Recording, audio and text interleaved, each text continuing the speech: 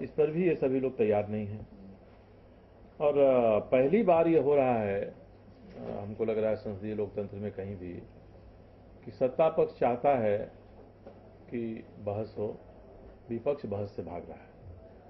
अभी तक सत्ता पक्ष भागते रहा है पहले, क्योंकि उनको कोई अनकंफर्टेबल क्वेश्चन का जवाब देने में दिक्कत होगी। इसमें सरकार सब कुछ सदन के पटल पर रखना चाहती है, ये इसके लिए तैयार नहीं है।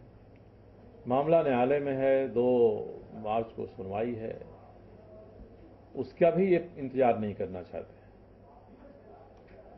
इसके अलावे हेमंत सोरेन की सरकार ने भेजा, और ये दोनों बिंदु पर ही जेपीएससी को घेरना चाह रहे हैं। जेपीएससी को आपने जैसा कहा, जेपीएससी ने वैसी बहाली कर दी। अब जेपीएससी ने बहाली की प्रक्रिया के दौरान कोई गलती की, गड़बड़ी की, आप उसको पकड़ते। अब इसमें विज्ञापन हो गया, पीटी का रिजल्ट आया। पीटी का जो रिजल्ट आया वो तो इसी विज्ञापन के आधार पर आया।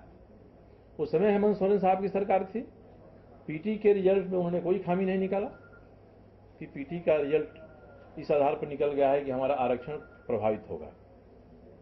तो आरक्षण का विवरण सही भेजा कि गलत भेजा, किसने उनको, अगर जेपीएससी आज गलत रिजल्ट निकाला है तो उनको अधिसूचना भेजने के लिए किसने प्रभावित किया, किसके कहने पर हेमंत सोरेन जी ने बात की, ये तो उनको बताना होगा। तो गलती अपनी, और उसके लिए ठहरा रहे हैं दोषी जेपीएससी को।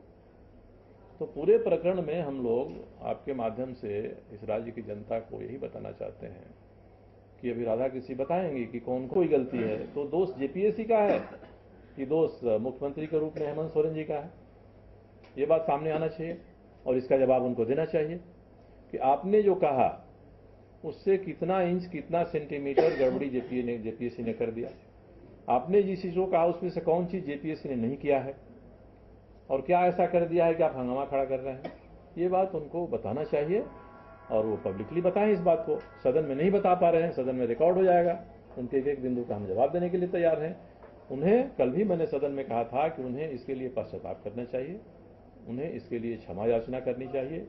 सदन का समय वो बर्बाद कर रहे हैं, ये खुद महसूस करें वो, और जनता के सामने ये कहें कि हमसे उस समय गलती हुई कि नहीं गलती हुई, ये तो बताएंगे, मगर अभी तो निश्चित रूप से नेता प्रतिपक्ष के नाते अपनी जिम्मेदारी का निर्वहन नहीं कर रहे हैं, वो गलती कर रहे हैं। इसके लिए भी उनको सदन से भी और राज्य की जनता से भी इसके लिए क्षमा याचना करनी चाहिए, और अपनी गलती के लिए पश्चाताप करना चाहिए। अगर ये गलत है, पश्चाताप उनको करना चाहिए। इतनी बातें आपके माध्यम से हम रिजल्ट अगर जेपीएससी ने प्रकाशित कर दिया, तो जो लोग हाईकोर्ट में गए हैं उनको जेपीएससी के खिलाफ अवमानना दाखिल करना चाहिए था कि साहब आपके यहाँ मुकदमा है और जेपीएससी ने रिजल्ट आउट कर दिया। कौन पूछेगा? ये सरकार पूछेगी, कोर्ट पूछेगा इनसे। उन्होंने सरकार न्यायालय में मामला लंबित रहने के बावजूद जब रिजल्ट प्रकाशित कर दिया, तो इसको जेपीएससी से कौन पूछेगा इसके बारे में? इसके बारे में कोर्ट पूछेगा कि साहब हमारे यहाँ लंबित है, आपने क्यों कर दिया। तो कल कोर्ट पूछता है कि नहीं पूछता, ये बात सामने आ जाएगी। और कोर्ट पूछे, इसके लिए जिन्होंने मुकदमा किया है वो तो कोई प्रयास नहीं कर रहे हैं, वो तो सदन में भी नहीं कर रहे हैं कि हम चाहते हैं कि कोर्ट के सामने हमसे भी जेपीएससी की गलती को रखें।